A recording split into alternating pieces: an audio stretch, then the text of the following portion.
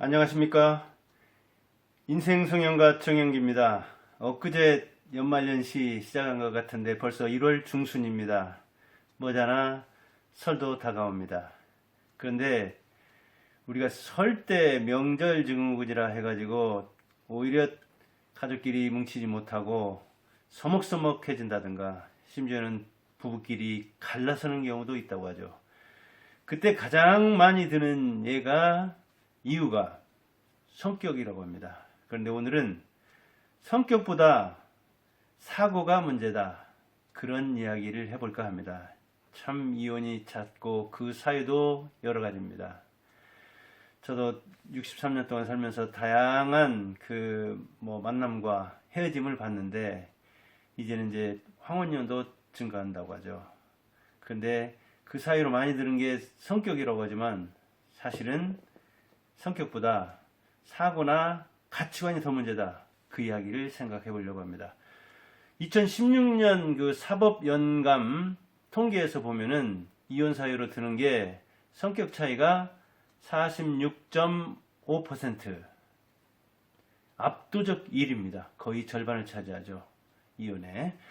근데 경제적 사유가 다음으로 11.1%, 세 번째로는 배우자의 부정이 7.3%입니다. 그 뒤로 이제 다른 사유가 이어지고 있습니다. 그런데 우리가 이제 이혼을 협의 이혼과 재판상 이혼으로 나누는데 이혼 사유를 이렇게 합쳐가지고 아마 통계연감에서 뗐을 텐데 절반 정도나 해당되는 성격. 둘이 사랑하고 가장 잘 맞는다고 생각하는 사람들이 살면서 이렇게 성격 때문에 헤어진다고 하는데 문제는 성격이 아니라 사고다, 가치관이다. 그런 이야기를 해볼까 합니다. 역시 이야기 앞서서 이 둥글둥글한 세상에 둥글둥글한 이 대나무를 깎아서 만든 필통인데 대나무를 이렇게 기계에 맞물려 가지고 이걸 깎으려면 대나무 모양 자체가 본래 둥글어야 됩니다. 역시 자연 그대로도 본래 모습도 둥글다 보니까 이렇게 기계로 깎아낼 수가, 이렇게 균일하게 깎아낼 수가 있었죠. 그러니까 바탕이 중요하죠. 인생에서도 이런 제품을 만드는데도 이게 작은 필통인데 본래 남한 대나무를 이렇게 아주 단순하게 깎아서 만든 필통입니다. 이혼 양태가 아까도 협의 그리고 재판상 두 가지가 있다고 했는데 재판상 이혼 사유를 보니까 민법 제 840조네요. 부부의 일방은 다음 각호의 사유가 있는 경우에는 가정법원에 이혼을 청구할 수 있다. 이렇게 돼 있고 그 각호를 말합니다. 배우자에게 부정한 행위가 있었을 때, 배우자가 악의로 다른 일방을 유기한 때, 유기는 이렇게 버린다 그런 얘기, 유기견 그런 얘기 있죠. 배우자 또는 그 직계 존속으로부터 심히 부당한 대우를 받았을 때, 아주 심하게 부당한 대우를 받았을 때, 이건 이제 이 정도에 대한 서로 차이가 있기 때문에 요즘은 정말 옛날로 말하자면 이유 같지 않은 이유로도 헤어진다고 하는 이제 이야기가 나오는데 이런저런 이제 법적 해석 때문에 그럴 겁니다. 자기의 직계존속이 배우자로부터 심히 부당한 대우를 받았을 때, 배우자의 생사가 3년 이상 분명하지 아니한 때, 기타 혼인을 계속하기 어려운 중대한 사유가 있을 때, 이게 이제 협의 그리고 재판상 여기에서 이 혼인관계를 지속하기 어려운 중대한 사유가 있을 때 여기에 이제 기타에 들어가는데 여기에 들어가는 것들이 옛날에 비해서는 아마 더 이렇게 많이 들어갈 겁니다. 성격 차이도 거기에 많이 해당될란가요? 이렇게 법적으로는 민법 840조에서 6가지를 들고 있습니다. 근데 제가 제목에서도 얘기했듯이 성격이라고 하는 것은 참 이 개념부터가 그리고 이제 그것을 유형화시키고 그러는데 다음 시간쯤에서 이제 성격을 이렇게 유형화시키는 것이 과연 합리적인가? 그리고 그렇게 유형화해가지고 그 성격을 이야기하는데 또는 뭐 4가지다, 2가지다 또는 16가지다 그걸 구분하는 것마다 몇십 가지나 되는데 이 심리학에서 이게 가능하며 계량화하는 게 또는 유형화하는 게 그 다음에 그 성격과 습관 그리고 사고나 가치관 이런 것들은 어떤 관련이 있는가? 대개 성격이라면은 이제 지속적이고 일관적인 어떤 행동 양식을 말하는데 성질이나 기질 이런 것보다는 되게 하위 개념으로 보죠. 근데 제가 보기에는 남자들이 여자를 또는 여자들이 남자를 뭔가 그 성격적인 대우에서보다는 어떤 사고 차이, 가치관에 따른 차이에 따라서 무시할 때나 저기 뭐 유기하는 것도 그렇고 또는 뭐 이 그 갈등을 일으키는 그런 이유로 드는 게 이런 사고나 가치관이 아니겠느냐. 특히 이제 남자의 경우에는 결혼을 안 하는 그런 여자들한테서도 남자의 가부장적인 생각, 우리나라 남자들의 가부장적인 어떤 행동 양식, 그것 때문에 도무지 견딜 수 없다. 그런 차별 대우를 견딜 수 없다. 해가지고 결혼도 안 한다고도 하잖아요. 결혼한 다음에도 그런 가치관에 입각해서 남자들이 행동을 하니까 못 참아준다. 결국 몇십 년 참다가도 결혼 관계를, 혼인 관계를 20년 이상 유지하다가 이렇게 이제 헤어진 경우를 황혼 이혼 그러는데 그때도 아이들 양육은 책임지고 해야 되지만 그 이후에도 남자가 변하지 않고 가부장적 사고를 계속 견지할 때 그걸 못 참는다. 그렇게 얘기하는 거죠. 그는 성격이 아니라 사고나 가치관이잖아요. 그 다음에 이제 남자들은 역시 이 가부장적 사고의 기반이 되는 게 남존 여비죠. 남자는 존귀하고 여자는 비천하다, 낮고 천하다. 그렇게 생각을 하는 거죠. 그게 이제 자기 부모한테 배운 측면도 있죠. 자기 아버지가 이렇게 가부장적인 행위를 하는데도 그 윗세대는 어머니가 참고 그걸 견뎌냈잖아요. 받아줬잖아요. 그러다 보니까 이 자녀 교육을 누구한테 따로 뭐 이렇게 배운 게 없잖아요. 그래서 그 선대가 하는 걸 보고 부모는 그대로 남자 여자를 이렇게 차별해서 대우하지. 그 다음에 자기도 그런 부모한테 그런 사고와 가치관을 물려받았기 때문에 그런 의식을 가지고 있는 거죠. 남자는 남자대로 이렇게 존귀하다. 여자는 그리고 비천하다.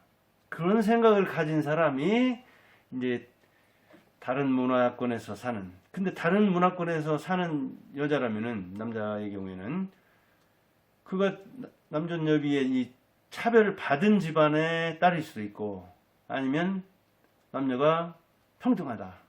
남녀가 수평적 관계를 가지고 있다. 남녀는 모두 다 존귀하고 평등하다. 이런 사고를 가진 사람과 만날 수가 있는 거잖아요. 그래서 아주 가부장적인 의식이, 권위의식이, 남존여비 사상이 강한, 짙은 남자와 그렇지 않은 여자가 만나면 이게 이제 부딪히는 경우가 많겠죠. 이 성격 차이가 아니죠. 가치관의 차이이자 사고관의 차이죠. 그리고 여자는 이제 되게 그 남자가 일하고 여자가 육아하는 것이 되게 보편적인 이 가정 형태였고 그동안 그렇게 해왔기 때문에 남자가 이제 경제적으로 무능하다든가 처잡 이른바 양육을 제대로 못하면 그게 이제 경제적인 아까 그 사유가 두 번째라고 했는데 이 성격과 그런 경제적인 능력과 이런 게 이제 어찌 보면 엉켜 있는 거죠. 그래서 성격은 두리뭉술이하게 다른 어떤 사유랄까 심리적, 정신적 사유를 많이 내포하고 있는 그런 표면적 이유라고 볼 수가 있는 거죠. 그래서 여자가 이제 남자의 어떤 그 경제적인 무능, 그 다음에 사회 활동의 문제, 그 다음에 이 집안에서 자녀를 뭐 가르치는 문제, 그 다음에 자기 이제 직계 존속 거기에서 갈등이 일어나겠죠. 옛날부터 고부 갈등은 유명하잖아요. 그런 갈등이 일어날 때 조유라는 문제, 그 다음에 요즘은 뭐냐 성적인 문제, 이런 다양한 문제가 생겼을 때 내가 이제 그걸 다 통합해서 총체적으로 무능하다, 무능력하다 이렇게 판단할 수가 있는 거죠. 그러면 이제 무시가 되는 거죠. 그래서 남자가 대개는 이제 중년까지는 어느 정도 주도권을 쥐고 가부장적인 권위를 행사할 수 있다 하더라도 그게 이제 한 50대 접어들면서부터는 서서히 평준화 내지 역전돼서, 그리고 요즘 분위기로 봐서는 남녀 평등이 아주 상당히 실현된 분위기잖아요. 그리고 페미니스트들에 의해서 여자들도 상당히 뭐랄까요, 그 여권 신장에 대한 의식이 있고, 실제로 여권이 신장되는 그런 쪽으로 정치권도 행사하지 않으면 표를 얻기 힘든 측면이 있잖아요.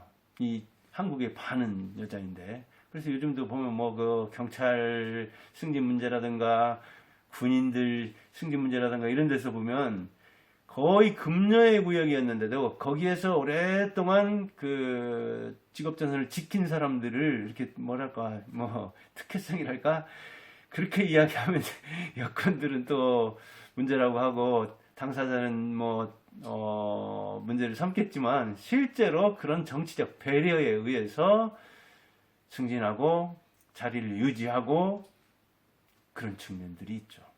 이게 이제 옛날 그 세대 갈등보다도 요즘은 남녀 갈등이 훨씬 심해서 젠더 갈등이 다른 모든 갈등을 다 덮어버릴 정도라고 하잖아요.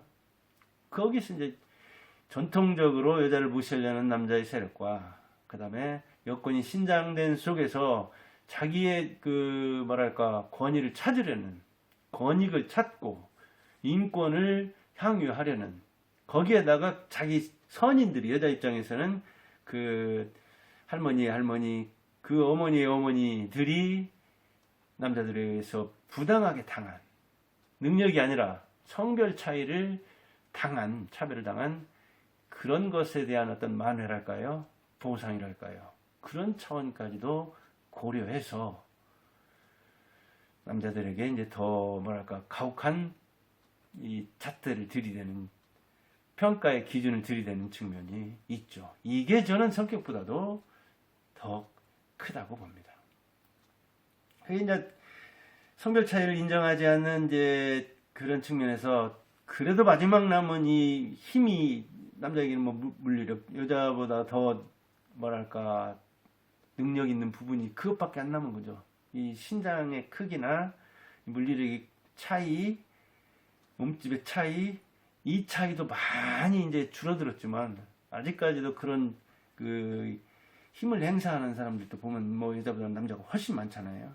그러니까 그걸 인정하지 않는 남자들은 이게 이제 물리적인 대로 이렇게 기우는 측면이 있고, 그리고 여자들은 이제 그것을 이게 정보력으로, 이게 언어로 푸는 힘이 있는 거죠.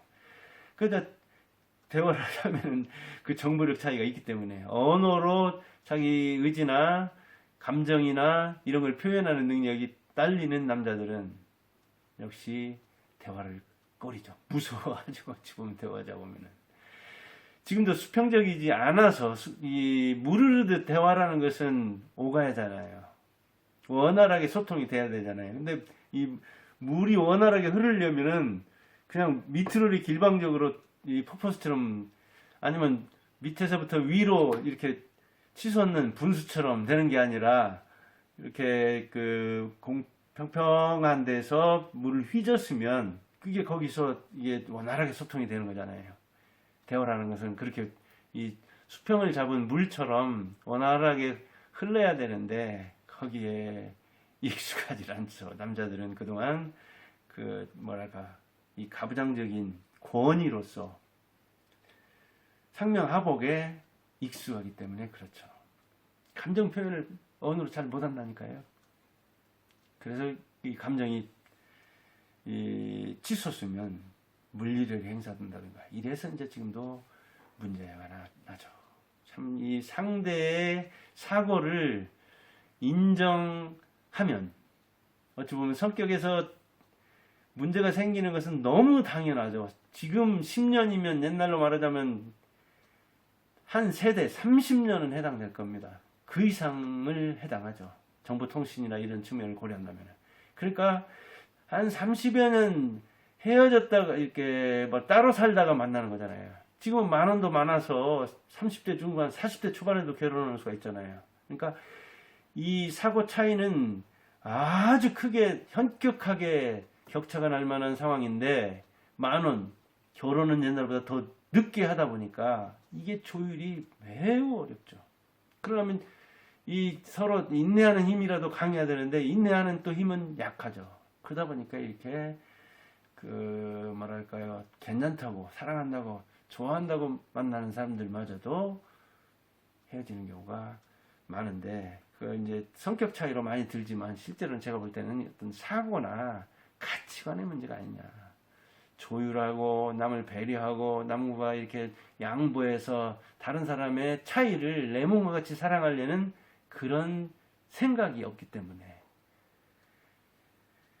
뭐랄까 이 계량화하기 힘든 수량화하기 힘든 성격이라는 걸 들어서 헤어지는 게 아니냐 그런 이야기를 해봅니다. 그래서 갈수록 좋아하기는 어려운데 조화를 하려면 매우 많은 수업료가 필요한데 그 수업료를 조금도 서로 지불하지 않으려는 서로 조금도 양보하지 않으려는 이런 세태 때문에 이렇게 많이 헤어지지 않는가 그런 생각을 해봅니다. 그러니까 변해할 사람은 여자 쪽보다는 아직도 남자 쪽입니다. 남자들이 이런 그 역사적인 그런 것을 잘 생각해서 많이 양보를 해야 그 사고를 바꿔야 되는데 늙은 아버지는 정말로 이 건물처럼 육중한 건물처럼 변하지 않는다고 하죠.